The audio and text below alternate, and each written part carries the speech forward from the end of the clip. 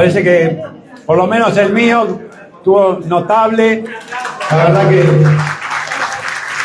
Mónica Jerez se pasa. Y también a los colaboradores, al hijo de Mónica que dio una gran mano y es también experto. La verdad que estuvo muy bueno, una alegría bárbara de la reunión. Y como habíamos dicho, la segunda parte para seguir tratando los temas que nos convocan. Yo sé que había muchas ganas de participar. Hemos hablado del impuesto del 1%.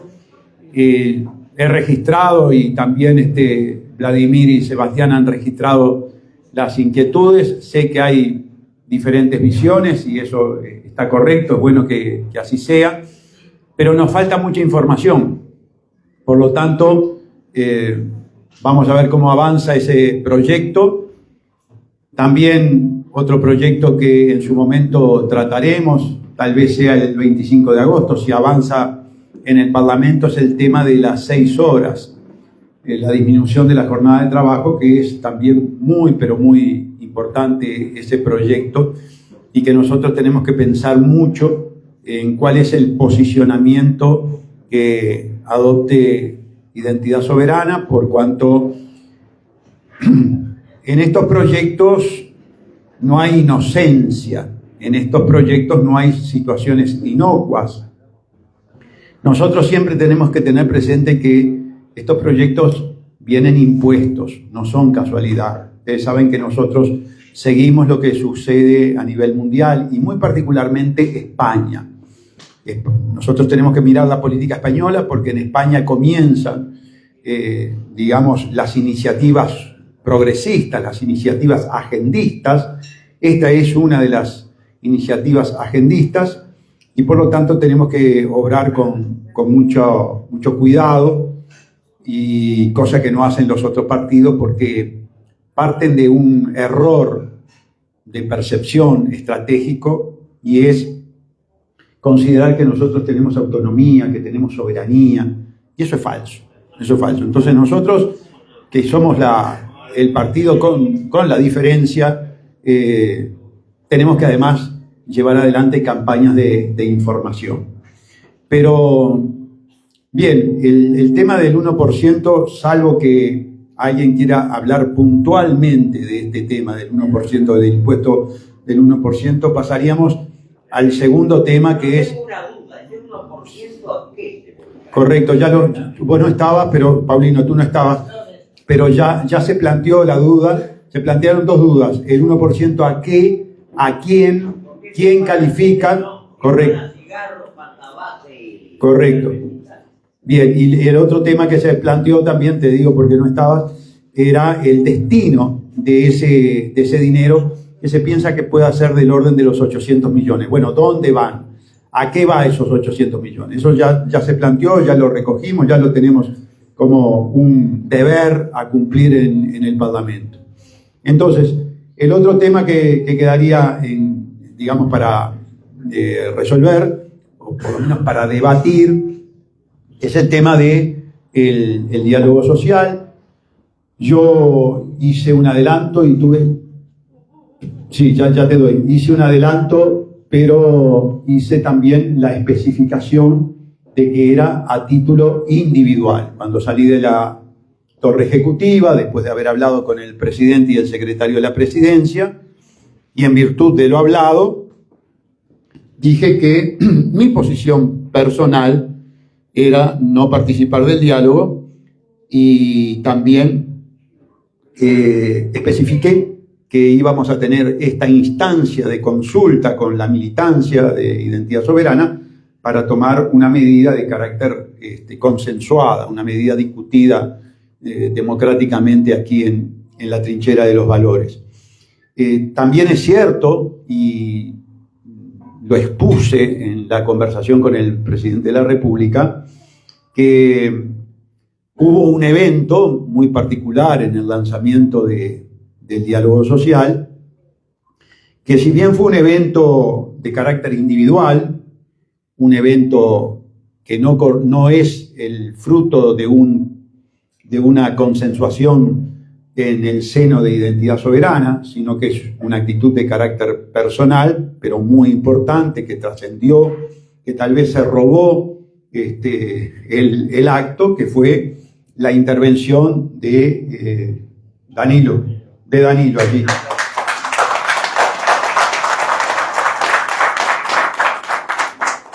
En lo personal, desde el punto de vista conceptual, yo comparto el 100% de lo expresado por Danilo en el lanzamiento del evento. Tal vez tenga mis reparos con respecto a la forma, y tengo mis reparos con respecto a la forma porque mi posición ha cambiado, porque soy un representante nacional, porque lo que pueda suceder fuera del Parlamento también puede estar inscrito dentro de las potestades disciplinarias de la Cámara de Diputados, porque ustedes saben que hay unas ganas enormes de aplicarme el 115. La última sesión hubo un diputado, concretamente el diputado Zavala, la diputada Cortés, que hablaron de hasta cuándo van a tolerar las verdades, hasta cuándo van a tolerar que el discurso único impuesto por la oligarquía sea confrontado, y le molesta que lo confronte con argumentos, y entonces, como no tienen argumentos para rebatirme, lo que van a intentar es echarme. ¿Se dan cuenta? Entonces me tengo que cuidar, pero también digo lo siguiente: cuando no estaba en la Cámara, estaba con un megáfono, y estaba en actos públicos, y estaba interrumpiendo en actos públicos. Así que tampoco es que me vaya a asustar mucho ni nada por el estilo. Simplemente ustedes tienen que comprender, y el propio Danilo sé que lo comprende, que nosotros luchamos para estar en la Cámara, y como hay un ejemplo, y paradójicamente es un ejemplo del Frente Amplio sufriendo la censura, cuando el Frente Amplio tenía un discurso distinto, cuando el Frente Amplio era oposición y denunciaba la oligarquía internacional, José Germán Araujo fue echado. Como ahora el Frente Amplio es el instrumento de la oligarquía internacional, nos quieren echar, como en el pasado echaron a José Germán Araujo. ¿Se dan cuenta las vueltas de la vida y lo paradójica que es la vida? Claro, yo lo que advierto es que la situación en que dejó el diputado Zavala y la diputada Cortés al Frente Amplio es en una situación bochornosa. Quieren aplicar un sistema totalitario, dictatorial, a un individuo que va con fundamentos a decir la verdad, y les molesta la verdad. Pero ¿saben una cosa? Yo les voy a seguir diciendo la verdad. Tal vez, y tendrán que comprenderme, deba ser un poco más sutil. Porque las ganas que tienen de echarme o de echarnos a los dos diputados de Identidad Soberana ya es absolutamente expuesta, ¿verdad? Sin disimulo. Bien, dicho esto entonces, pero en el sentido de que con la fundamentación que expuso Danilo en ese acto que nosotros compartimos, en buena medida está marcada la cancha, por lo menos desde mi perspectiva. Y por eso cuando salgo de hablar con el presidente y el secretario, a título personal, y esto no significa que ustedes puedan opinar diferente e incluso votar diferente, la posición personal es no participar del diálogo social. Bien, abro el debate y me pide la palabra Bianchi. Le voy a pedir que por favor, y dado que avanza la hora, seamos breves. Cortita y al pie. Diálogo social negativo central. Que Bien. Vayan a freír papa. El Frente Amplio, que vaya a dialogar con Bien. quien corresponda. Diálogo social no. Yo me apunto también. Impuesto no. Bien. Y 4 horas o menos. Y que el impuesto lo pague la clase política. Bien. Los intendentes y todos los cargos de confianza de 300 palos, de 400 palos, de 500 palos. Bien. Que hacen los muchachos de la política. Sí, por ejemplo, los ediles nos cuestan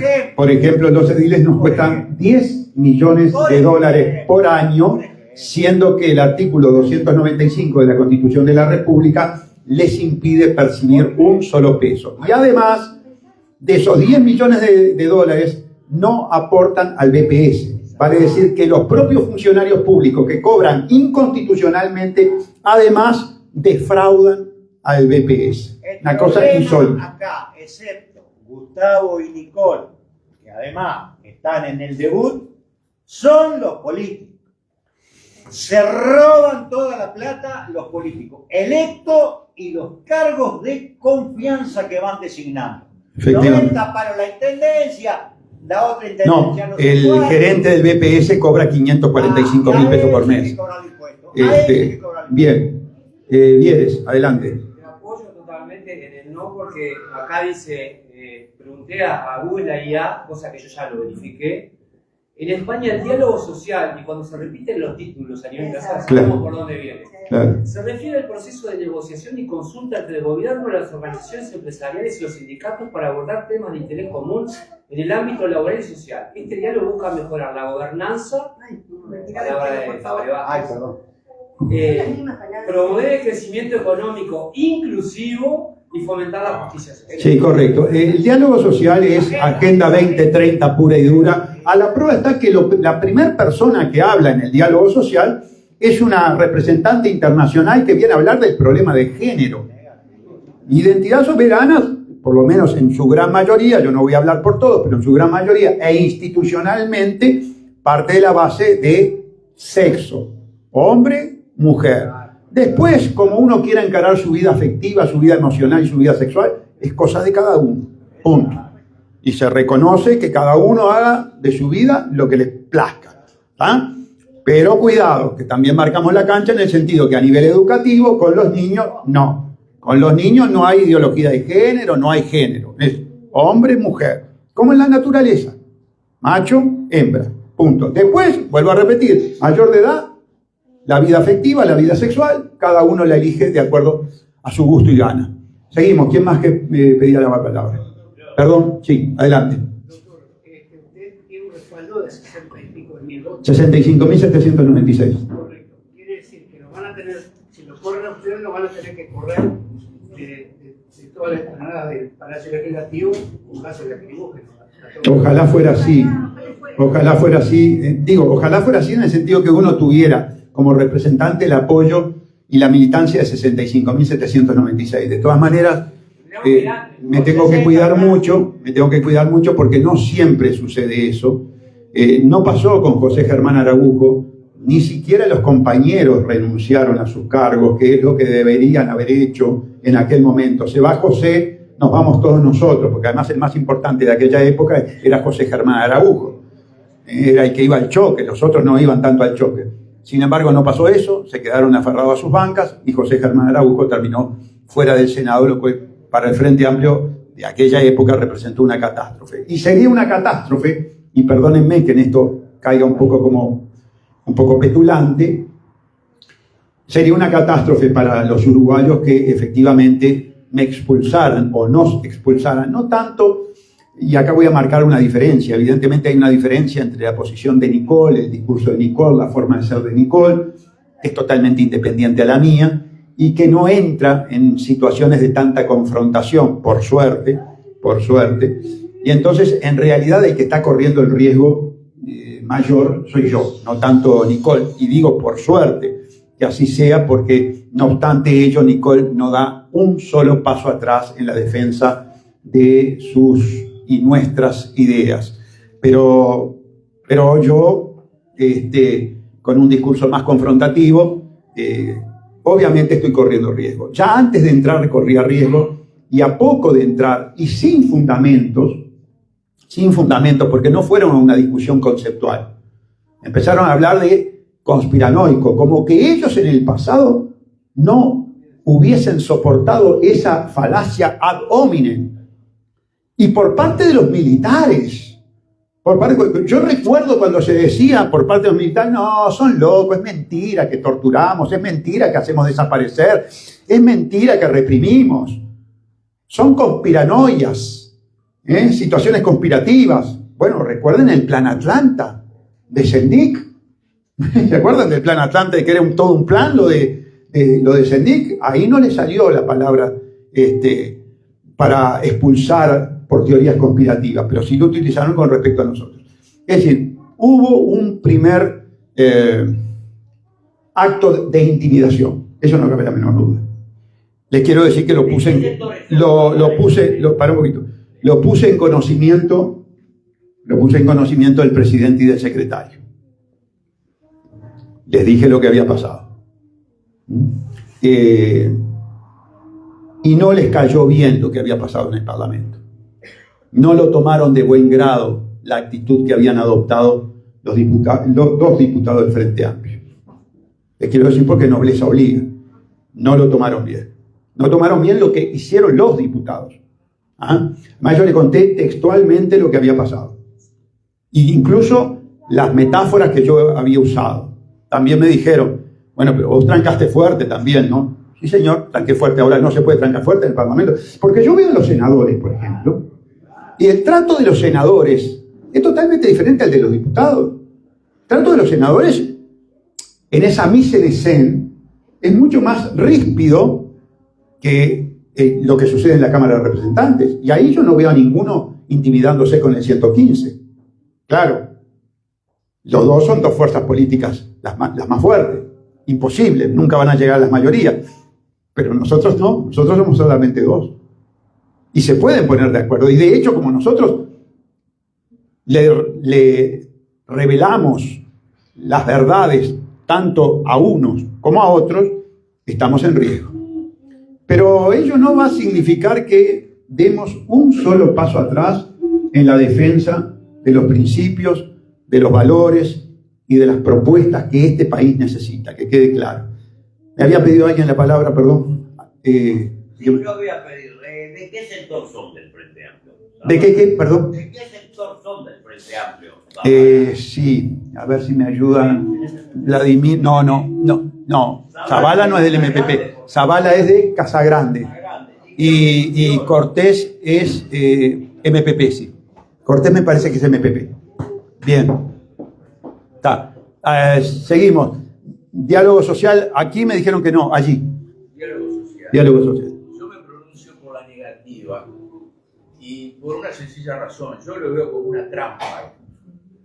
Tenemos un Estado sobredimensionado, sobrediagnosticado de todos los problemas que hay. Creo que debe haber gente capaz para resolver o para proponer dentro del propio Estado y no se hace. El proyecto de país que hay, saben que no van a llegar a buen término. Y entonces quieren involucrar a todos en el fracaso que ellos van a tener. Exacto. Y no tocan para nada en ese diálogo el modelo. Fue muy bueno el aporte del contador Vieres con el tema de España, porque en última instancia mencionó un término que para mí es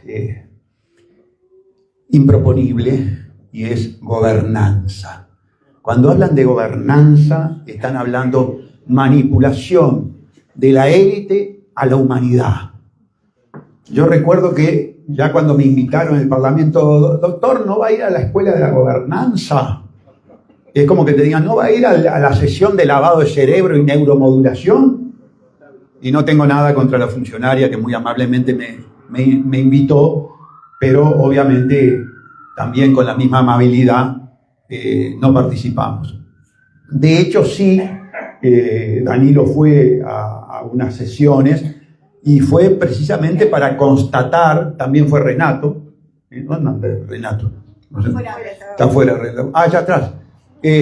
También fue Renato y constataron eso, ¿no? Constataron que era adoctrinamiento puro y duro en el sentido de que todo tenía que estar consensuado, todo tenía que estar bien armadito y todo tenía que funcionar para la gobernanza. La gobernanza es aceptar las directivas internacionales para entregar la patria a las grandes corporaciones. Así que bueno, salvo, vamos a hacer una cosa para ir, digamos, sintetizando. ¿Hay alguien aquí que quiera expresar argumentos a favor de la participación del diálogo social? Levanta la mano con total libertad, expone los motivos, que va a ser escuchado de buen grado. ¿Alguien considera que tenemos que ir al diálogo social? Yo digo, para exponer que es algo falso, no puede ser que vayan a situar. Claro, pero tenés que, de alguna manera, legitimarlo con tu presencia. Es una señal política. Es una señal política. Vos al ir estás legitimando algo. Si vos no vas, no lo estás legitimando. Se podría razonar, pero usted si iba, no lo estaba legitimando en la medida que adelanté por todos los medios posibles que iba de buchón. Bueno, no lo estaba legitimando tanto. Iba a escuchar. En este momento quedó totalmente descafeinado, porque no van los otros partidos, no tengo mucho que ir a escuchar. Ir sería legitimado. Por eso es que parecería que acá estamos todos de acuerdo en que no debemos ir al diálogo social. Y no, es una farsa. Es una farsa, es una farsa, exactamente. No legitimamos la farsa, no legitimamos la farsa. Que quedó con Y el 1%. El 1% Diálogo. tampoco. Diálogo con la No, gente. perdón, el 1%, perdón, el 1% lo que habíamos, perdón, el 1% lo que habíamos quedado es que teníamos falta de información, si yo mal no recuerdo, falta de información para tomar una decisión.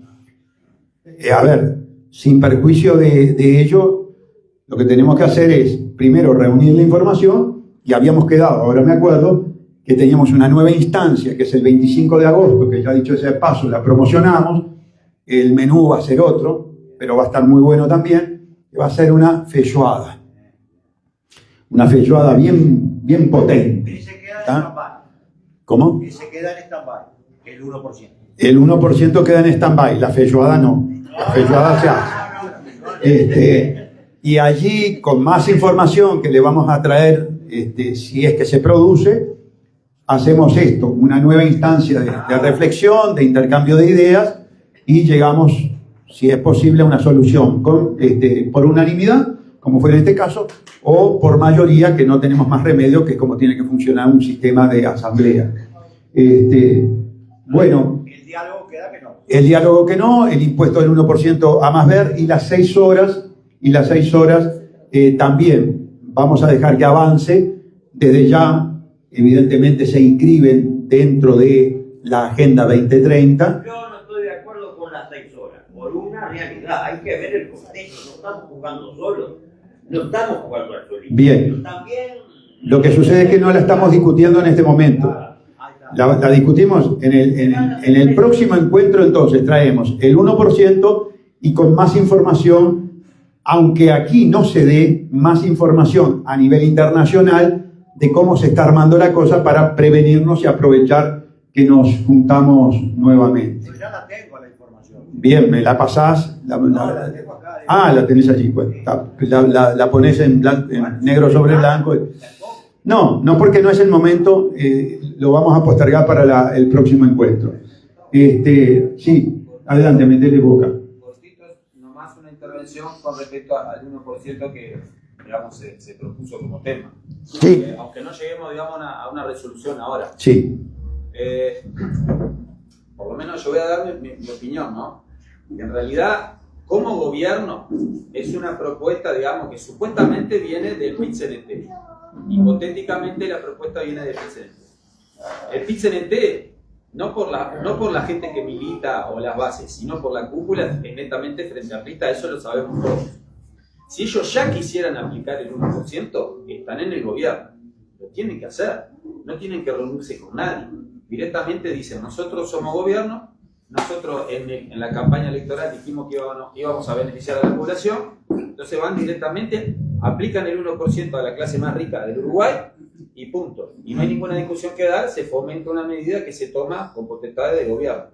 Ahora, evidentemente me parece que es una manipulación que lo que hace es poner en el tema que el Frente Amplio, poner durante todo este periodo de gobierno que el Frente Amplio está en defensa de los intereses populares, cuando en definitiva sabemos que es una enorme mentira. Ahora, hay una cosa que es real, que es que me parece que la ciudadanía, no la manipulación que puedan hacer los partidos políticos, en este caso el Frente Amplio, sino que la ciudadanía empiece a hablar de gravar a los ricos del Uruguay, que no se piensen que son pocos y no se piensen que no tienen una enorme cantidad de plata. sacando todo lo que es las corporaciones con los beneficios que se las llevan a otro lugar, ¿no? Paraísos fiscales, bueno, fondos de inversión. Ahora, que nosotros en el Uruguay, como pueblo, no podamos pensar con buen criterio que hay que gravar al gran capital, porque las reglas del juego hacen que la clase alta sea la que se apropia de todo el excedente de la producción de los trabajadores, que eso es una realidad, ¿sí? Y no permitir la manipulación del Frente Amplio, pero sí ser, digamos, consciente de que con estas reglas de juego, evidentemente, el gran capital tiene que empezar a poner. Ya sabemos que el Estado es un colador, que en realidad esa plata va a ser mal gastada, va a usarse, como dice allá el compañero Milton, para el clientelismo, sabemos, eso ya lo sabemos. Ahora, nosotros como pueblo, porque acá no hay ninguno que sea, digamos, de la clase alta del Uruguay, acá somos todos trabajadores, jubilados, ejercemos la función, lo que sea, pero que nosotros no nos podamos poner de acuerdo como pueblo de que en realidad hay que empezar a pensar, a grabar al gran capital, porque en definitiva con las reglas de juego que tiene presentadas hacen tortas de plata, como la familia Otegui, que tiene el 10% de UPM, tiene inversiones en la forestación, tiene inversiones en los camiones, tiene inversiones en las estaciones de servicio, tiene inversiones en el puerto. Pensemos, porque en realidad no es una medida mala si no fuera instrumentalizada por el Frente Amplio para manipular, sobre todo a la gente que evidentemente con buen tino, que en realidad hay que empezar a grabar al gran capital, porque en definitiva de algún lugar hay que sacar los recursos, pero para invertir bien en educación, en salud, en calles, en saneamiento, en los barrios pobres, que están totalmente abandonados por el Estado. Entonces, los trabajadores estamos haciendo la plata, ¿sí? Y en realidad esa plata realmente se la está apropiando con las reglas del juego como están dadas, ese 1% más rico del Uruguay.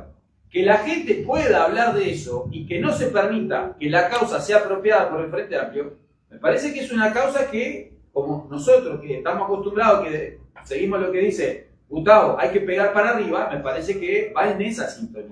Y no permitir que el Frente Amplio no use esa causa para manipular a la gente. Nosotros tenemos que estar ahí para decir, no, si bien la medida es buena, en realidad esto puede ser instrumentalizado, pero como una forma de engaño. Entonces realmente hay que presionar desde mi perspectiva para que efectivamente se le cobre, evidentemente, al gran capital, aunque sea nacional, y después se irá por el internacional cuando venzan los tratados, no sé en qué momento, pero evidentemente también, ¿no? Eso es lo que se lleva todas. Suave. Gracias, Danilo, por tu intervención. Perdón, Paulino, tenemos que respetar las reglas de juego. Me pedía la palabra primero Bianchi, después me pide la palabra Vieres y obviamente tú me parece que querés intervenir. Bien. Reiterar, sobre todo para lo que dice Danilo, a quien respeto mucho, no importa que sea el Frente Amplio, no importa que sea quien sea, no hay derecho a gravar al rico. El rico es rico porque es más inteligente que otro para hacer dinero. Para un poquito. Vamos a respetar las conceptualizaciones. O sea, el que es rico, si Bill Gates es rico, no es por volumen, es por inteligencia. Ahora, si no hay un sistema que lo meta preso, no me interrumpa, si no hay un sistema que lo meta preso, no es problema de Bill Gates. El problema es que el sistema no lo mete preso. Pero que Bill Gates, y que Silicon Valley, y que el celular que vos usás, y que el avión que te tomás, y que el lavarropa que usás, es todo de las corporaciones. ¿Y por qué va a tener que el rico, a partir de qué piso sos rico? Porque acá la mayoría somos pobres. Entonces la minoría rica de la historia de la humanidad y del Homo sapiens no es casualidad. Es porque hay una inteligencia superior para hacer dinero. Si no hay un sistema que lo meta preso porque lo hizo delincuentemente, es problema del sistema. El rico es rico porque es más inteligente para hacer dinero. Y querer limitar la inteligencia del individuo porque tiene más capacidad que otro para hacer riqueza. Es lo más ridículo que existe en el mundo. Bien, gracias, Bianchi. El contador Mieres allí. Un poco el análisis mío va en paralelo a lo de Danilo, pero lo voy a dar otro enfoque. Él nombró una familia, hay 4 o 5, mismo hay una de apellido compuesto, yo no voy a nombrar familias, esto es público, que hasta estuvo en un litigio por expropiación en Salva, muy sonada, son 5 o 6 familias, la otra familia es dueña de todo lo que es la tierra sujeta de Artigas. Y en las campañas políticas, la gente que tiene mucho poder adquisitivo y maneja la información, que financia campañas políticas desde el sector privado, fue ganador. Hubo un traslado de financiación de campaña de los partidos tradicionales cuando apareció el Tabaré Vázquez, y a través de todos los hermanos apoyan a Tabaré Vázquez, que salió con la Mahindra Cimarrón, que importaba el Grupo Soler, alta masonería, que yo ya dije acá. Claro, Tabaré Vázquez es una Mahindra Cimarrón armada por Soler ahí en el Pan de Azúcar. Esa traslación que hicieron de financiación hizo que el Frente Amplio creciera con esa misma clase que el Frente Amplio dice que va a agravar. Y esa misma clase no solo financia desde antes a ganador, sino que yo le llamo el voto del lunes después de las elecciones. Ahí es donde ellos, a quien ganó, van y se sientan de nuevo. Bueno, sexta generación, séptima generación. A su vez esa gente es la que tiene todos los instrumentos financieros, jurídicos, los estudios, para acomodar el cuerpo a cuando venga ese 1%. Y yo lo que veo es que ese 1% es agenda pura y dura, no les importa quién se lo saque, y es una cortina de humo para generar la renta básica universal. O sea que bien, bien, aquí, después allá anda mirando quién levanta la mano. Perdón. Por eso le pedí a Vladimir que me diera una mano porque se me va. Tú habías pedido la palabra. Sí, perdón. Fuerte y alto. Nosotros no vamos a ir al diálogo social. Pero el diálogo social lo tenemos que hacer, por ejemplo, con la gente de la fe, con la gente de la enseñanza, con la gente de la salud. Hay gremio por gremio. Ahí tenemos que ir al diálogo social. No al diálogo que nos impone el poder económico, globalizado. Por ahí va el tema. Y el tema también es unidad y lucha. Porque la entidad soberana existe porque hay gente que lo votó. Correcto. ¿No? Yo fui uno. Por eso hay que responder a esa gente. Y esa gente tiene que tener la cabecita fresca. De la consigna permanente debe ser unidad y lucha. En apoyo a los dos que nos representan. Porque ya lo dijo Gandini y le dijeron un montón más. Inclusive se trataron de cagón, a eso no le dijeron para escucharlo. La cosa va por ahí. A ganarse el respeto, estando en la calle movilizado. No solo en el bla bla bla del Parlamento. Ahí tenemos que ser consecuentes. Correcto. Con los explotados. Ahí tenemos que ser consecuentes. Yo bien. Perdón, no, hay un orden, lo vamos a respetar. Sí, Lucio. Bueno, muchas gracias. Me parece muy bueno participar de esta asamblea, reunión, lo que sea, que todo el mundo pueda expresar y opiniones tan distintas, ¿no? Y que entre todos nos podamos ponernos de acuerdo para que el partido pueda tener una forma soberana de manejarse. Y bueno, que tanto Nicole como Gustavo, que están en el Parlamento, sientan el respaldo de la gente. A mí me parece que lo del 1% veo de quién viene y ya sé que está mal. Más allá de que a primera vista parezca que es bueno y que qué bueno, le van a sacar a los ricos. Por ahí tiene algo de razón el señor también, yo qué sé. No es la manera, porque es una hipocresía tremenda cuando toda la carga impositiva va sobre la gente, sobre nosotros, y después por afuera, sin revisar eso, por afuera de todo el mecanismo impositivo que ya tiene el país, poner por afuera un 1%, eso es bien para la tribuna, porque entonces hubiesen hecho toda una política impositiva, estudiando bien toda la estructura impositiva que tiene el país, y a través de ese mecanismo es la manera. Eso es una desprolijidad en sí mismo, y además se evidencia el objeto terriblemente manipulador de todo este tipo de cosas. Uno ya la ve y ya huele, no sabe bien por qué, pero ya ve de dónde viene toda esa manera. Recién hablaban de gobernanza, de que paguen los más ricos, de que todo eso es canto de sirena. Si nosotros no agarramos y pensamos en un proyecto que sea realmente soberano, singular del Uruguay, de acuerdo a las características y a la idiosincrasia del Uruguay y de lo que fue.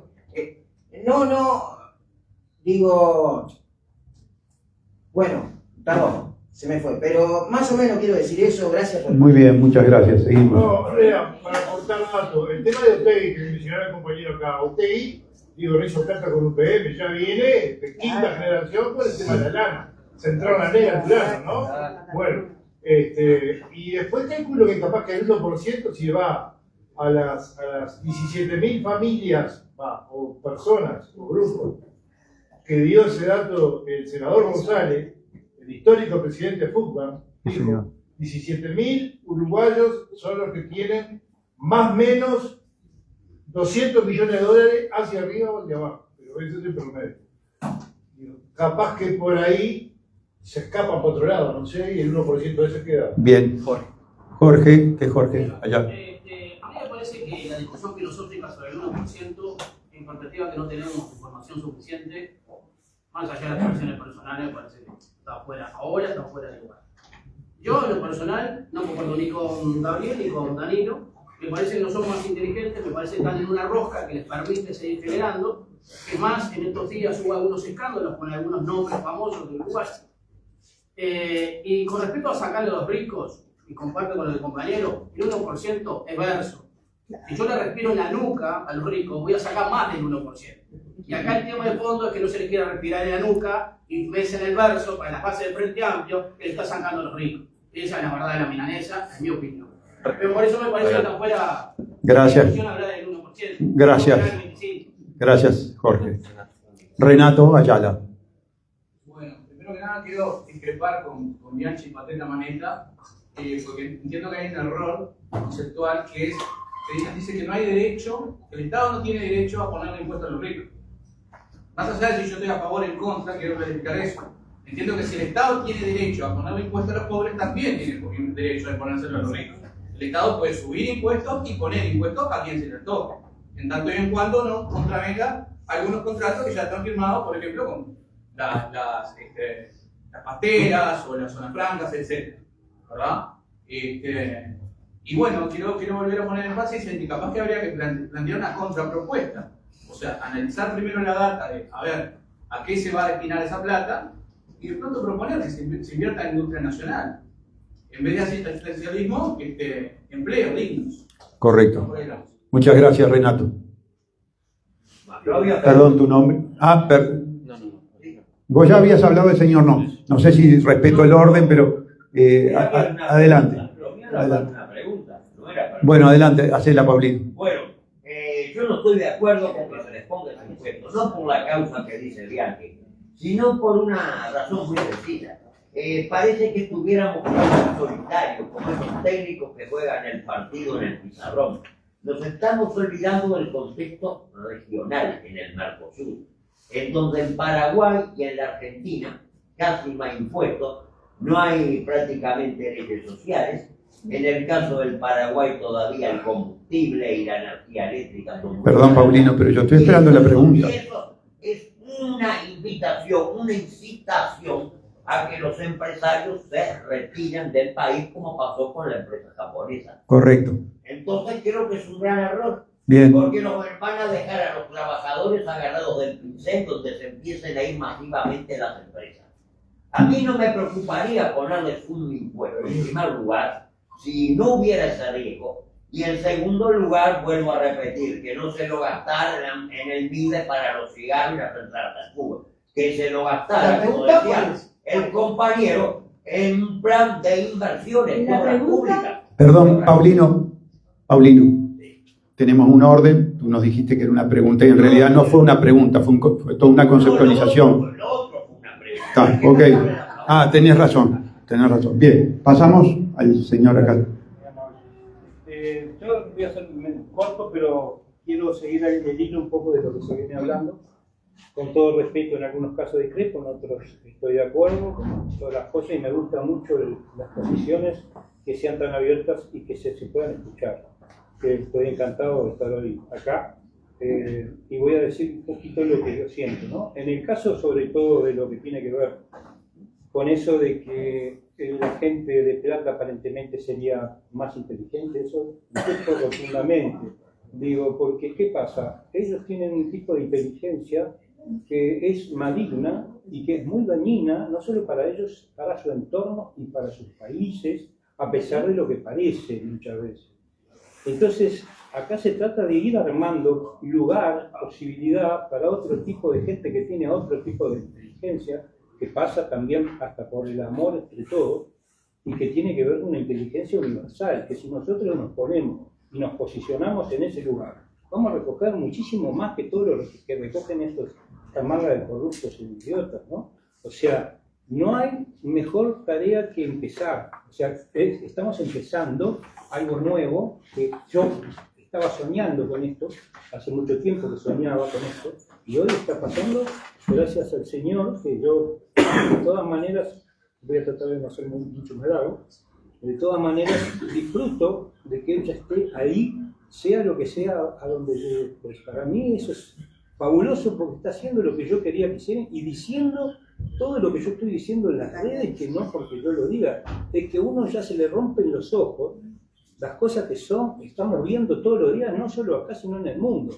Y nos venden cualquier cosa, nos han vendido líderes de todo tipo, disonancia cognitiva de todo tipo, nos vienen manipulando las cabezas, y tan es así que hay países incluso cercanos, como el hecho de Milei, por ejemplo, lo nombro, pero que está vendiendo cosas que no son, que también, a partir de una idea que les meten, de que van a ser salvadores o liberales, después, eso es lo que yo no quiero, que a partir de una idea después se nos metan caballos de Troya, como han metido en todo el mundo, ¿no? Les puedo nombrar uno por uno. Hay caballos de Troya desde hace miles de años que nos vienen metiendo y seguimos abriendo la puerta para que entren los caballos de Troya. Y voy a terminar con esto.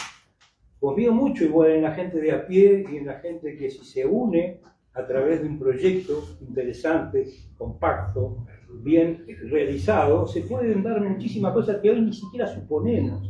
Vamos a llegar, pero siempre y cuando nos demos lugar, como en este caso, a todos plantear las cosas que sean, y de a poco ir guiándonos y teniendo una vía por donde todos se hayan, sobre todo, que todo llegue al Parlamento.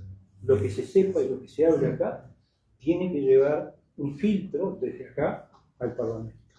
Muchas gracias. Gerardo. Y el señor también. Ahí está. Lo mío cortito. Bien. Yo en parte estoy de acuerdo con lo que decía.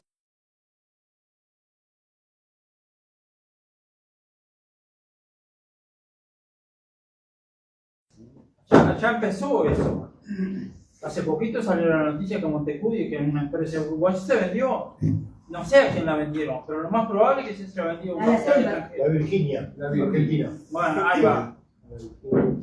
¿Y qué va a hacer esa gente de Uruguay de Montecudi? Se van con la plata, antes que dijeron bien clarito. Dijeron no, el pensamiento de ellos supongo que habrá sido. Antes que me lo saquen, me lo llevo y ya está. No voy con la plata para otro lado. Bien, muchísimas gracias por el aporte. Adelante. Yo creo que hay que crear las condiciones, para que el rico o el que tiene capital pueda invertir y sea favorable para el país. Yo creo que va por ahí. Me parece que el impuesto este es discriminatorio y es para la tribuna. Porque si, para saber esto habría que hacer una trazabilidad del dinero que ponen en los partidos políticos, porque le van a poner el 1% y le van a quitar por otro lado. Y vamos a decir, y el del pueblo en general se va a quedar contento. Uy, ¿cómo nos defienden a nosotros frente a Amplio? Pero le van a poner ese impuesto, pero le van a sacar por otro lado. Le van a dar una facilidad por otro lado. Eso es lo que creo. Muchas gracias. No, había pedido la palabra ya antes, sí. Adelante. Alto porque estás lejos del micrófono. Primero, creo como el señor decía que los ricos son más inteligentes. No es así. Vienen de familia, ya son ricos y están explotando toda la vida al obrero. Están vinculados profundamente en todas las estructuras, manejan las elecciones, aportando mucho de las elecciones. Y eso no es así. Yo dije por lo tanto que correcto. porque ha habido obreros que han podido tener dinero y se han desarrollado. Acá lo que pasa es que este señor, no sé quién fue que yo un poco fondo. Yo. No, que dijo otra cosa.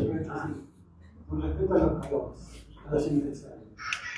Ningún país se desarrolla con esta versión que hay ahora de dos países, la máquina motora, la tracción lo hacen los empresarios, viviendo y invirtiendo. Ninguno viene a invertir para dejar ganancias. Se la llevan todas las ganancias, explotan el obrero y después, si no reciben los impuestos, se van con todo su bien. Y acá en Uruguay prácticamente el problema de robo, asesinato, crimen, locura, todos esos síntomas, todas esas enfermedades son causa de falta de industria nacional. Acá tiene que haber un apoyo a la industria nacional. Se le da millones de dólares a un PM, millones de dólares ahora se le va a dar a Google. Por ejemplo, hace poquito, Calcar, se va bien fue capaz nadie del gobierno respaldar a esos obreros por una cooperativa que le da trabajo, mano de obra a los uruguayos, es nuestra, y queda acá todo. Entonces, esa premisa de la inversión, de que vengan grandes capitales, tienen capitales generados de impuestos, zona franca, como los pueblos logísticos que yo he ido, hacen distribución de mercadería, están exonerados de impuestos. Por ejemplo, ahora que el próximo verde, prácticamente lo echaron de Chile, le echaron de Paraguay, por el consumo de agua que tienes, claro, pero se lo da, como Río Negro, ahora que un se ha venido de Río Negro. Entonces, vaya, tenemos que tener cabeza, sacar de montar. Y lo que es importante es esto, yo, Sánchez, era una de las cosas que tenía que decir, es que tenemos que hacer más, bajar más al pueblo, bajar más a la base nuestra. Cuando tengas que plantear algo ya, tratar de hacer reuniones, donde pongamos nosotros que nos llamemos, porque si no, sucede lo de siempre, el link, porque no el link, se lleva arriba, y después se sigue local. Y acá la adolescencia, si mañana, si Sale está solo, va a estar solo porque no trabajó la base. Pero si se replica esta plaza, se replica en Salto, se replica en Paysandú, con uno de los que es responsable del grupo, y después se llama a una plenaria, ahí se va a hacer. Si no, es todo. Bien. Ok. Perdón, una aclaración. Desde la elección no hemos parado de recorrer el interior. Mañana voy para Maldonado. Tenemos gente de Tacuarembó, de Rivera, de 33. Creo que en la medida de nuestras posibilidades, permanentemente estamos consultando. Esta debe ser ya la tercera reunión plenaria que tenemos a partir del momento que tuvimos la infraestructura necesaria para poder reunirnos. Considero que con la campaña comunicacional que llevamos adelante, a través de la cual recibimos mensajes de todo tipo, en lo personal creo que más en contacto con el pueblo me resulta difícil. Tengo las puertas del despacho totalmente abiertas de par en par. Es más, en alguna oportunidad, movimientos manipulados por el Frente Amplio me expulsaron. Por suerte lo filmé. Con el tema del agua quise integrar una manifestación que llevaba la casita de fútbol atrás y me expulsaron. O sea que yo creo que en ese sentido Identidad Soberana está dando muestra de que actúa consultando a las bases. Naturalmente no hay temas que son muy puntuales de la Cámara que no nos da el tiempo, pero tampoco son de una relevancia tal como para decir que estamos actuando desconectados de las bases, que yo no digo que tú lo hayas dicho, cuidado, no. Pero estoy contestando un poco a la exhortación, que la recibo de buen grado, de estar en contacto con las bases. Estoy haciendo lo imposible por estar en contacto con las bases. No me da más el tiempo para estar en contacto con las bases. Al despacho llegan permanentemente gente, tenemos Sebastián, Vladimir, Jorge, tenemos una lista imponente de gente que toma contacto con nosotros a nivel individual y también de organizaciones. Y Nicole lo mismo. Bien, seguimos el orden de... ¿Quién? No, sí, ella había hablado, no había, hable Claudia después de ellos. Te pido que el que ya habló sea breve, ¿verdad? Adelante. No, yo lo único que quería un poco redondear con respecto al tema de lo de los impuestos, que es lo que quedó para hablar, me parece que es, en primer lugar, falta información. En segundo lugar, el tema de lo de a quién se considera rico, porque yo realmente ahí es donde cuando el Frente Amplio dice rico, ya sabemos que termina siendo la clase, digamos, que trabajadora, digamos, que tiene un comercio, o que tiene una pequeña, ¿no? Alguna cosa pequeña, y terminan grabando de nuevo ahí. Y el gran capital, en realidad, sí lo subvenciona. No solamente no se le cobra impuestos, se lo subvenciona. En realidad, el gran capital es el que no paga absolutamente nada, se le hacen carreteras, se le hacen cosas. Entonces, todo esto me parece, realmente creo que es una enorme manipulación, y creo que si nosotros seguimos en esa cuestión de formar parte, digamos, es la señal política, lo que un poco decía Gustavo, y yo considero que es eso.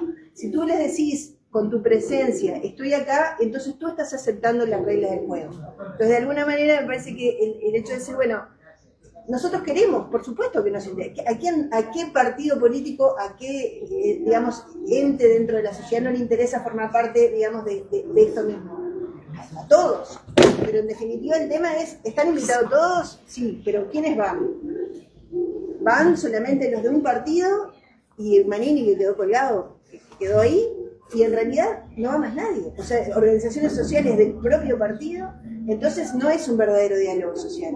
Y creo que es realmente muy clara la manipulación. Y de nuevo, yo insisto, primero tener información, después saber a qué se considera los ricos, porque en definitiva no es el 1%, deberían de pagar los impuestos que les corresponden, nada más. Sencillo. Nada, ni uno ni nada, lo que le corresponde, nada más. Gracias, Claudia. Allí, tú, fuerte, alto. Quisiera decir unas cuantas cosas. Primero, antes que nada, quiero aprovechar este momento para decirles que todos hablan de UPR y esas cosas, pero también ahora se está llevando a cabo una nueva iniciativa que es la investigación de plataformas marítimas en las costas del Uruguay. Sí. Y tenemos tiempo hasta el 22 de este mes para poder presentarnos como pueblo en contra. Eso va a afectar la biodiversidad. Después, cuando termine esto, ellos tienen información. Se refiere a la prospección petrolífera que se hace, las perforaciones de prospección que se hace con aire comprimido y genera todas unas consecuencias a nivel de la riqueza hípicula de las faunas ¿sí? Marinas. Hay un manifiesto para oponerse por uruguayo, pero hay que hacerlo vía web. Yo después le digo cómo. Correcto. Después pasás aquí adelante con ya cuando demos ya por terminado, antes de terminar, para que des la información, porque es muy importante. Efectivamente, hay pedidos de informe ya hechos por Identidad Soberana. Hay pedido de informe hecho por otra diputada de Sulimar Ferreira. Estamos preocupados por ese tema, estamos arriba de ese tema, pero hay un tiempo que prescribe que es para 22 de julio, martes que viene. Ahora. Así que sí, lo tenemos en cuenta y fabuloso el aporte. La primera cosa que quería decir. Después, el segundo aspecto del 1%, en realidad, siempre hay impuestos y no, que sí, que no, lo que sea. Para mí todo es como me dice, como me dijo una persona que escribía los libros que utilizamos hoy en día en el Uruguay, los ricos no evaden impuestos, sin duda, porque hay corporaciones que les ayudan a justamente la normativa de impuestos, como entonces, si está por ahí o no, eso escapa. Para mí la idea es más como lo que dice Nicolás Salle, que es cambiar la matriz productiva del Uruguay. Y realmente con una matriz productiva diferente, que apunte a la calidad, a la tecnología, cosas que acá en el Uruguay podríamos llegar a importar, realmente que llegue el empleo digno a la gente, y poder enriquecer al pueblo, y poder llevar adelante otras cosas. En cambio está lo que dice él, no exportar troncos y cosas, UPM, lo que sea. UPM gasta 127 millones de litros de agua por día. No, pero la pregunta es, ¿impuestos sí, pues no? Imagínense si nosotros cobramos 20 centésimos por cada litro de agua que se usa. Habría plata de sobra. Entonces, el tema es, como dice el doctor Salle, la matriz productiva. Ver eso, enfocarnos en esas cosas, en esas ideas, reclamar por eso, pedir por esas cosas. Como pueblo uruguayo, tomar la soberanía, tenerla a nosotros y pedirle a ellos que la apliquen. Y después llevar a cabo una trazabilidad de dónde se gasta el dinero. Porque ese 1%, cuando ellos lo pongan aquí, se pueden hacer 800 millones. Lo vamos a ver, si esos 800 millones. Te pueden decir que realmente no se recaudó tanto, que no fue tanto, por lo de los impuestos. Entonces, y el diálogo social es como todas las cosas. Es una bomba de humo, para que nosotros tenemos nuestra mirada allí, pasan cosas por atrás, como lo de la protección marina. Ese me acuerdo. Muchas gracias. Richard. Buenas tardes. Yo quería hacer solo un comentario, hacer una alusión a lo que dijo Gustavo con respecto al tema del trabajo. Digo que en las primeras elecciones, como nacionalista, más que se criticó a los votantes, soy testigo del trabajo que vienen haciendo, tanto Nicole como Gustavo. Hay un margen de impaciencia también. Van simplemente 3 meses desde que entró al Parlamento. Me parece que estaría bueno confiar en las personas que votamos, dejar que trabajen, porque muchas veces hay reclamos o peticiones para los representantes, y creo que si lo votamos, porque confiamos en ellos, van solo 3 meses. Y creo que han trabajado más que muchos que llevan más de 20 años allá. Simplemente es una... Gracias, Richard, por el aporte. Perdón. Todo lo que se ha hablado acá, las empresas que es que no hay trabajo. Quiero decir que yo no tengo esfuerzo en educación y estoy de acuerdo con que a las grandes empresas que vienen, si deberíamos cobrar un profesor, porque ellos vienen con la gente preparada, porque acá en Uruguay no tienen gente preparada para instalar un horno, por ejemplo. Conozco casos, o para todas las infraestructuras que necesitan,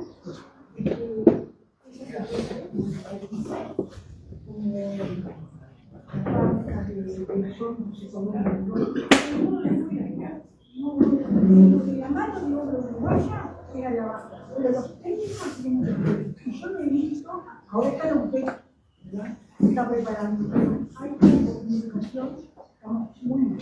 Me parece que esas empresas que vienen de Flash, lo que más tienen que pagar. Nada. Bien, muchas gracias por el aporte. Sí, perdón, si no hay nadie que haya hablado por primera vez, alguien que quiera hablar. Por primera vez. No, dale, no. Voy a hacer honor a mi compromiso de hablar poco. Yo tengo una propuesta que es lo que me parece que nos falta, que es que nos juntemos en primera instancia a reflexionar, una vez a la semana, un día fijo, porque ya veo que Gustavo dice que no, pero...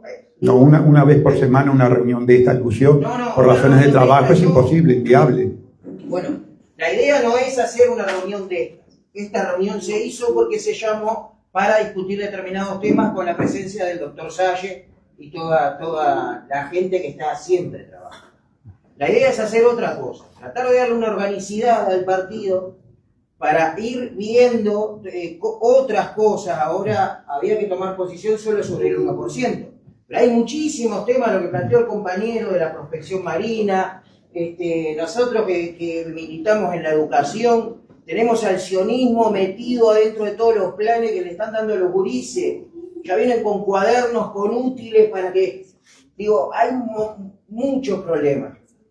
El tema es sentarse a reflexionar en primera instancia, a ver cómo podemos ir tomando las puntas para reflexionar con nuestra propia cabeza y juntos, que debemos ser la única organización uruguaya, política, sindical, social, que se plantea que está en contra de la Agenda 2030, así como lo decimos nosotros, porque ni Manini ni ninguno de esos son tan radicales, ni tan no sé qué, la clase política, como dice, como me gusta. Bueno, y reflexionar sobre los temas de nosotros, el día a día, lo que nos pasa a nosotros que somos los del pueblo. El que quiera venir, que venga, y el que no, bueno, quiere venir para la feijoada, bienvenido también. Y el que, yo qué sé, y el simple votante también. El tema es que hay un montón de temas que son los temas de nosotros, cotidianos, de todos los días, y que tenemos nuestra propia visión y nuestra perspectiva desde identidad soberana. Eso es lo que yo digo. Todos los jueves sabemos que, yo qué sé, a las 6 de la tarde, a las 7 de la tarde, acá está abierto para venir a ver. Y de a poco, bueno, yo qué sé, nos vamos a ir dando cuenta cómo organizar las reuniones, qué discutir, cada uno tiene una inquietud por un lado, al otro por el agro, al otro... Correcto, gracias Lucio. Yo me disculpo porque había entendido mal, creí que te referías a un plenario de esto y después explicaste correctamente que se refiere a una estructura orgánica que pueda ir trabajando con aquellos que quieran venir sobre los diferentes temas. Así que mi disculpa porque no había entendido. Sí, no sé quién había pedido. Adelante.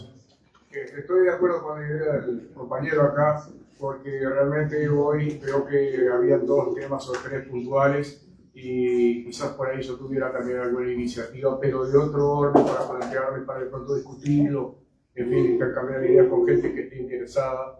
Y les comento puntualmente es para ver si podríamos idear algunas modificaciones a la ley de vivienda y ver cómo participar también con el tema de la anulación de la ley 18.590, la de violencia doméstica.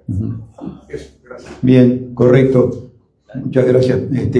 Para un poquito has intervenido y Vladimir había pedido la palabra. Sí, bueno, buenas tardes. Es verdad, sí, el micrófono. Buenas tardes, gracias por venir. La verdad que ha sido una de las concurrencias más, la vez que la sede la hemos tenido más llena.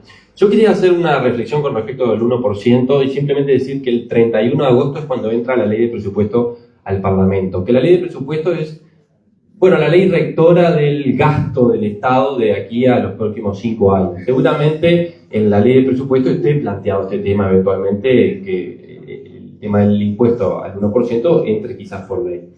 Después partir de otra premisa, que es que en el Uruguay no falta plata. En el Uruguay sobra la plata. Quizás la realidad es que cada uno de nosotros no llega a fin de mes, porque el sueldo es bajo, porque la jubilación es baja, pero no es por un tema de que el Estado en sí no tenga plata.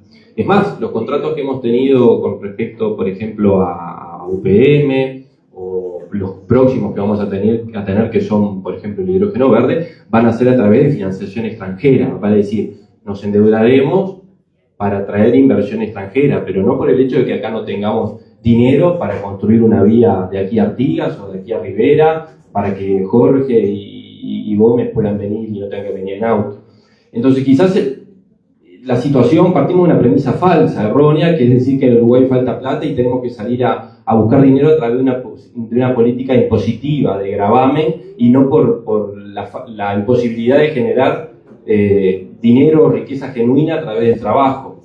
Quizás ese dinero que se pueda llegar a recaudar, el destino que se le pueda dar es incierto, insisto, el 31 de agosto vamos a tener eventualmente esa certeza, también diciendo que el 31 de agosto en esa ley de presupuesto va a venir otra ley con otro nombre, que yo lo comentábamos junto con Malena en el último actualización del pedido de informes, es el impuesto mínimo global, ese impuesto mínimo que se le va a gravar a las corporaciones. Tengo entendido que en un umbral de corporaciones que facturen alrededor de 75 millones de dólares anuales.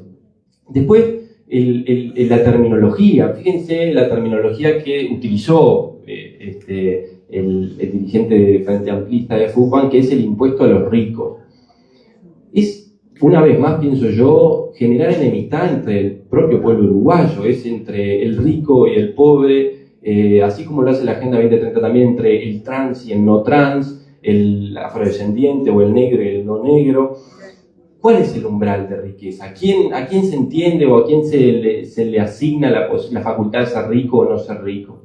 Entonces, creo que tenemos que partir de la premisa de que en el Uruguay no falta plata, en el Uruguay hay plata, y digo, Gustavo es testigo de eso porque presentamos en el Parlamento un proyecto de ley para regular, para interpretar el artículo 211 de la Constitución, que es la facultad del Tribunal de Cuentas de controlar los gastos. Aquí tenemos a Jorge Núñez, que nos ha ayudado bastante en el Parlamento, en el despacho, con lo que es, a través de la asistencia ciudadana, porque ustedes son una organización ciudadana, de lo que es el control de dinero en la caminería rural en particular. Y allí, Jorge, tú me podrás decir que esos dineros son dineros públicos que hay, que existen, que no puedo decir que sobran o que faltan, pero que existen, pero que se destinan mal. Porque el gasto se reitera a pesar de que el Tribunal de Cuentas lo observa. Entonces el problema aquí, que creo que todos nos tenemos que enfocar, es en el control, en la auditoría ciudadana, en este caso, del destino de los dineros públicos. Pero no tenemos que enemistarnos, no por una mera cuestión de que uno no se quiera enemistar con las personas que tienen, no sé, 275 millones de dólares en el Uruguay como patrimonio, simplemente porque debemos saber que en el Uruguay nuestros impuestos, que es uno de los factores en el cual se genera riqueza, nuestros dineros son mal administrados, son mal gastados, y es allí, creo, donde tenemos que hacer el hincapié, en vez de promover, que puede ser una alternativa, como no, pero creo que el foco debe estar allí. Por ejemplo, en el artículo 211 y su interpretación como fue un proyecto de ley que presentamos. Gracias, Vladimir. Sí, Bianchi. Una cortita. Cortita, sí. Totalmente de acuerdo con Vladimir. Lo que digo, sabemos todo, el Estado no genera riqueza la genera la inteligencia. Entonces, con relación a lo que decía el señor allá de barba, que no sé cómo se llama, todos quisiéramos un mundo mejor. Ni hablar que todos estaríamos, que por algo todos estamos alineados en este partido o en esta situación. Pero la historia de la humanidad es la historia de la humanidad.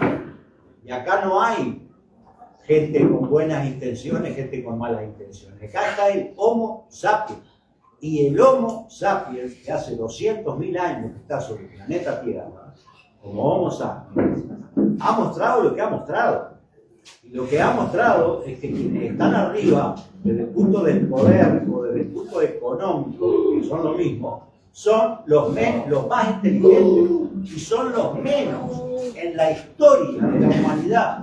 Los emperadores de Roma no eran pelotudos, serían hijos de la madre, serían todo lo que vos quieras.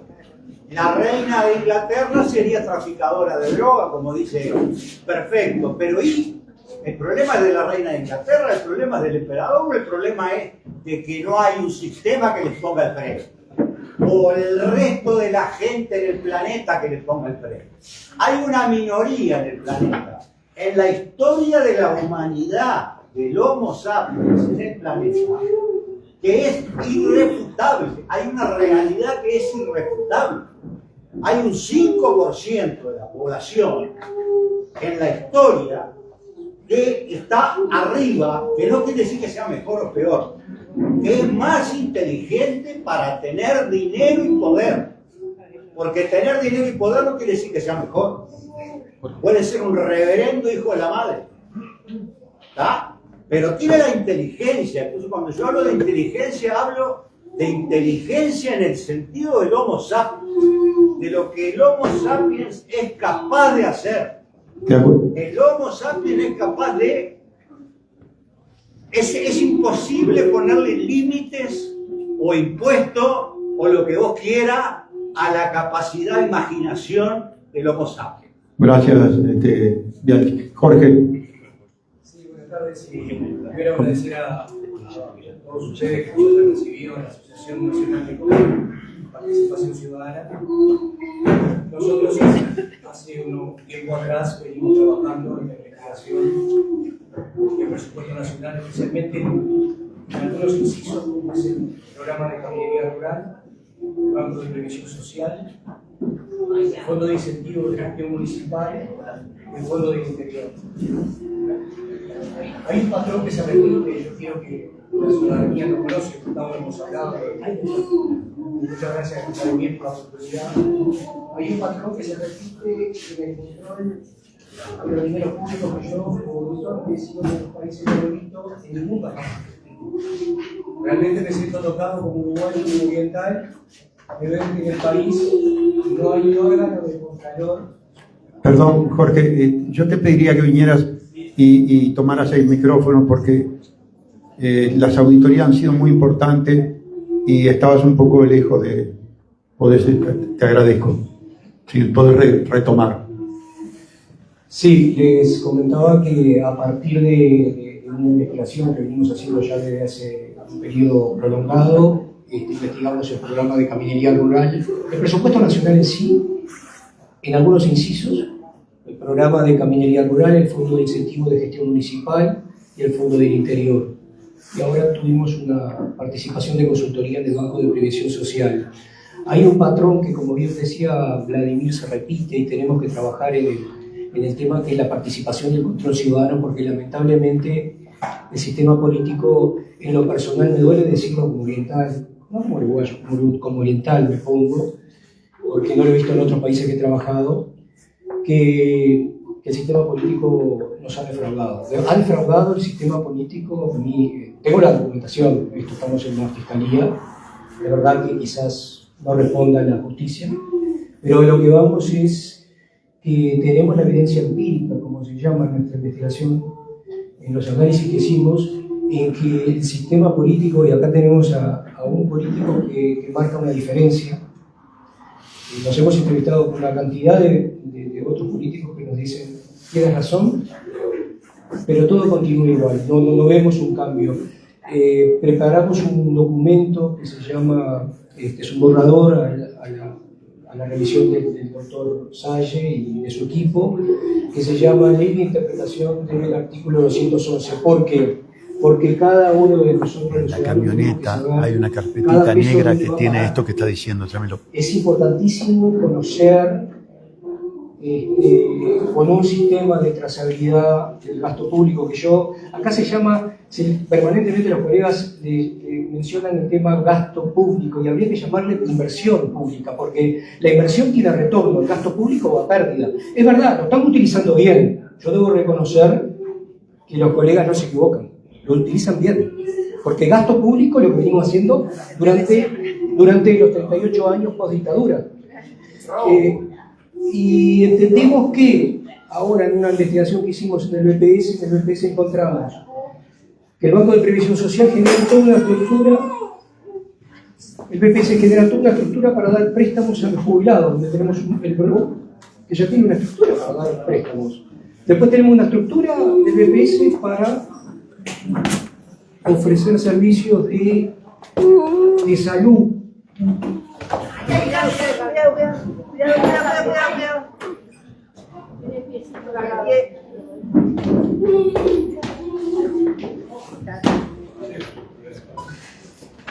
Y bueno, ahora eso quería comentar. Yo creo que la ley nosotros le dejamos un documento aquí al doctor, que obviamente esta discusión, que es un borrador, simplemente que lo que intenta es ponerle fin al tema del abuso del sistema político hacia nosotros.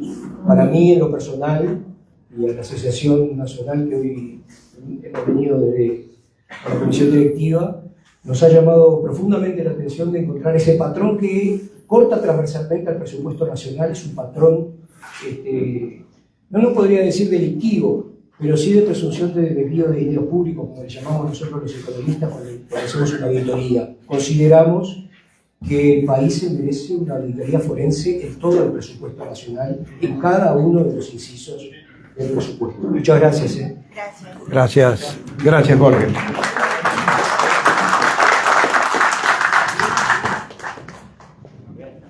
Señores, no sé si... Bien, adelante, Claudia.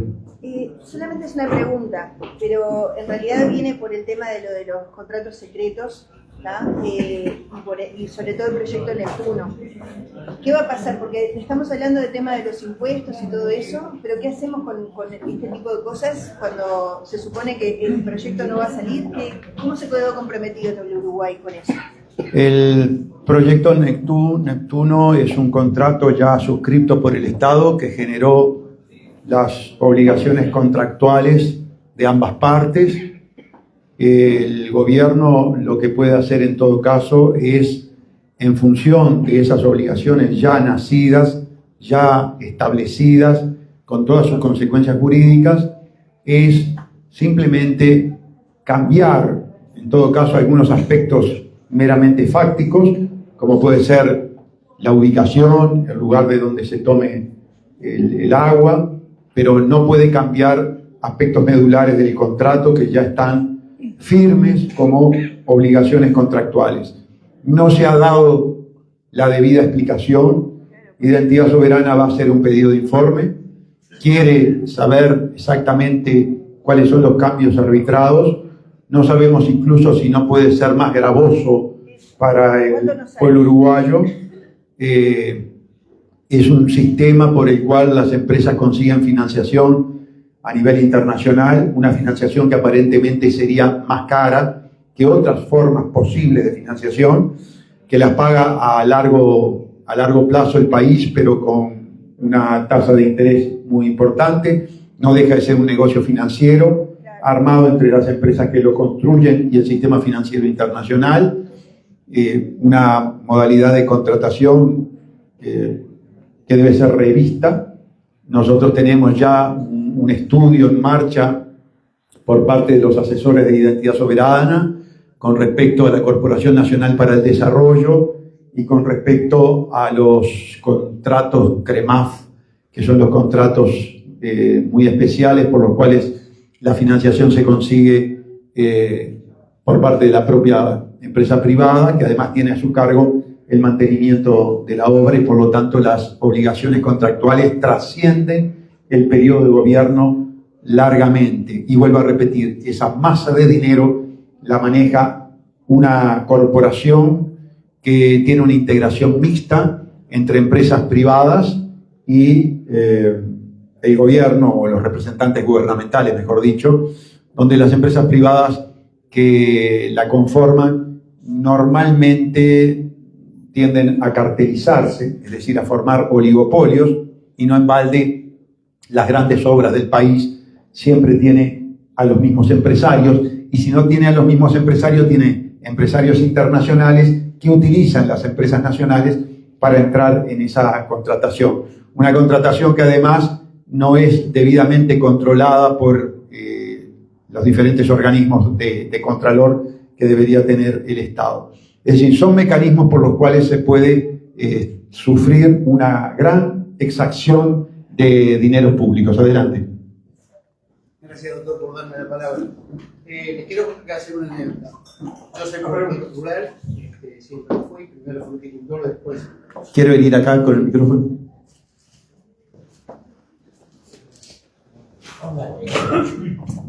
Soy productor rural, por razones obvias, tuve que ir de Montevideo, me robaron 7 veces y fui en Molle del Mar Chico con un pequeño emprendimiento ganadero. Ahora quería contarles lo siguiente. Yo, con mi modesto conocimiento, hice una auditoría en la Intendencia del 33, por supuesto siempre basándonos en los documentos que logramos por la hermosa ley que tenemos, que es la ley 18.381 de acceso a la información pública. Entonces, le pedimos primero a OPP cuánto dinero había ido para la Intendencia de 33 por la emergencia de la caminería rural por los acontecimientos de lluvia que hubieron el año pasado, mayo, julio del año pasado. Perdón por la reiteración. Entonces, fueron para 33.25.800.000 pesos, más o menos unos 680.000 dólares. Ahora bien, le informa el equipo económico a OPP que con esos dineros habían hecho 20 caminos. Yo tomé como ejemplo 8 caminos, 229 kilómetros y medio. Miren dónde está la sutileza de los desvíos. Ellos le informan a OPP que hacen los caminos con un tratamiento en función a las guías de las buenas prácticas para la ejecución de los caminos rurales, mantenimiento ordinarios. El mantenimiento ordinario son 8 ítems, ¿verdad? Bacheo, perfilado y compactación, colocación de guardarrail, colocación de señales, etc. Entonces, ¿qué pasa? Solamente le hacen el perfilado. Y el perfilado es más o menos entre el 10 y el 15% de todo el mantenimiento ordinario. Entonces, me siento en la mesa de dar el nombre, de Pablo Jauregui, el director de la Oficina de Planeamiento Estratégico de la Intendencia de 33, y casualidad que estaba también el contador ex intendente, José Amaro, y me revisó, por supuesto, hasta en el canto de la hoja los números, ¿no? Y coincidió en todo, que no tenía un error. En esos 229 kilómetros, haciéndole solamente el perfilado, presunción de desvío, reitero, $291.000 solamente en 229 kilómetros en 8 caminos, que evidentemente no se sabe dónde fueron a parar. Bueno, gracias por permitirme explicar estas cosas que son terribles. Igual que en un momento lo comenté, el Festival del Río Limar del año pasado, tengo los documentos, que se los di también a Bonica, de una pérdida de $902.000. El Festival del Río Limar, $902.000 de déficit. Tengo los documentos firmados por el director de Hacienda de la Intendencia, el contador Correa. Bueno, entonces es como, no sé qué decía Vladimir, usted doctor, que hay plata de sobra, ¿no? Gracias, doctor, por este mensaje. Al contrario, gracias por el aporte, por los datos. Yo quiero simplemente reseñar que es muy sencillo escuchar estos datos numéricos, pero es enorme el tiempo de vida, el sacrificio, la dedicación responsable que debe hacer un ciudadano común auditando a una empresa pública, a una intendencia, es decir, en definitiva, una institución pública. Todos estos números que nos ha traído son el fruto de un trabajo muy, pero muy importante. Y normalmente la gran prensa está ausente y oculta estos datos por un hecho muy sencillo, porque las intendencias pautan. Y entonces a la intendencia pautar, al periodista no le interesa relevar estos aspectos. Está absolutamente probado que las intendencias, yo diría a esta altura del partido, que la mayoría de las instituciones públicas someten al pueblo uruguayo a un saqueo verdaderamente cruel, y que a través de una política de probidad, a través de una política de control, a través de una política de trazabilidad del dinero público y a través de una política punitiva muy importante con respecto al funcionario público de jerarquía que se corrompe, yo estoy seguro que podríamos tener un ahorro, un excedente de dinero que nos permita atender necesidades que están absolutamente insatisfechas en este país. Así que sin duda es un tema muy importante, pero también tengo que relevar el hecho de que la corrupción en nuestro país no es un tema que movilice mucho al pueblo uruguayo. El pueblo uruguayo no tiene ningún problema en ratificar el voto a individuos que han sido condenados, es decir, que su estado de inocencia ha sido perfectamente demostrado que cae ante la prueba contundente de una condena judicial. Sin embargo, los pueblos lamentablemente ratifican el voto. Bien, señores, sí, adelante. Quería comentarles de que, como estoy en una región estoy tratando de difundir lo que hacemos con la radio. Bueno, perfecto. Estoy tratando de difundir en las radios de toda la zona, ¿no? En la radio Varela, en la radio en la radio José Pedro Varela, en la radio Vergara, en la propia difusora 33, que tenemos un periodista aliado que siempre nos da el espacio que necesitemos. Y el periodista de la radio Vergara me preguntó, ¿no? Si no había sido en ningún momento amenazado y si no tenía miedo de lo que estábamos haciendo. Lo hago con una satisfacción enorme porque le quiero dejar por lo menos a mis nietos y a mis hijos y a toda la juventud que por lo menos hubieran ciudadanos como los que estamos acá, que estamos todos seguros de que tenemos que luchar contra eso. Si me toca algún accidente o algo, bueno, me voy a ir para el cementerio muy orgulloso. Gracias nuevamente. Bueno, muchísimas gracias. Yo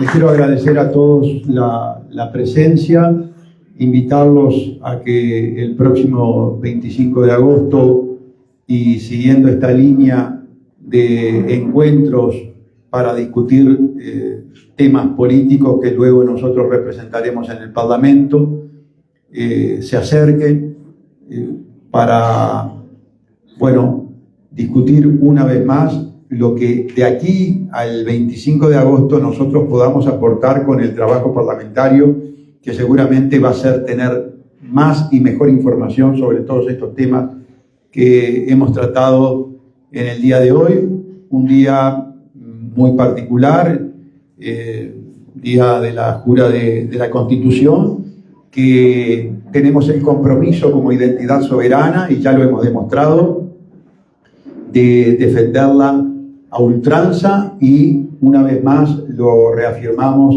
en este encuentro que ha sido verdaderamente altamente satisfactorio y que demuestra que Identidad Soberana tiene una vocación profundamente democrática y profundamente horizontal, es decir, escuchar a los militantes, escuchar a los votantes, escuchar a autoridades del partido. Les agradezco mucho y los espero el 25 de agosto para una feijoada con la mano absolutamente maravillosa de Mónica Jerez, su hijo, y quienes también colaboraron. Felicitaciones, muchas gracias, estaba verdaderamente delicioso. Hasta un nuevo encuentro.